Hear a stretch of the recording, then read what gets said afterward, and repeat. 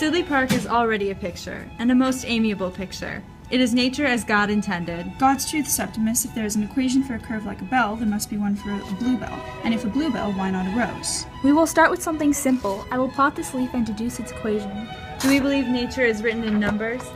The numbers. It's about the behavior of numbers. This thing works for any phenomenon which eats its own numbers. Measles epidemics, rainfall averages, cotton prices. It's a natural phenomenon in itself. Nature creates itself on every scale, the snowflake and the snowstorm. The unpredictable and the predetermined unfold together to make everything the way it is. To me it is. Pictures of turbulence, growth, change, creation.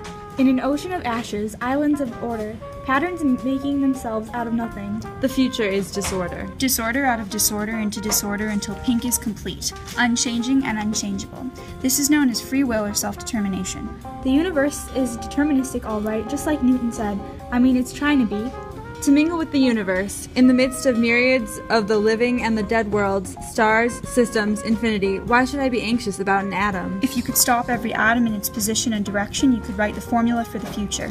Each week I plot your equations dot for dot, and every week they draw themselves as commonplace geometry, as if the world of forms were nothing but arcs and angles. Mountains are not pyramids, and trees are not cones. There is another geometry in which I am engaged in discovering by trial and error. Equations which lead into infinities where we cannot follow. Newton's equations go forwards and backwards, and they do not care which way. But the heat equation cares very much. It only goes one way. Heat goes to cold. It's a one-way street. The improved Newtonian universe must cease and grow cold. The heat goes into the mix. And everything is mixing the same way. We must stir our way onward, mixing as we go. What's happening to your tea is happening to everything, everywhere, the sun and the stars. It'll take a while, but we're all going to end up at room temperature. We will be alone on an empty shore.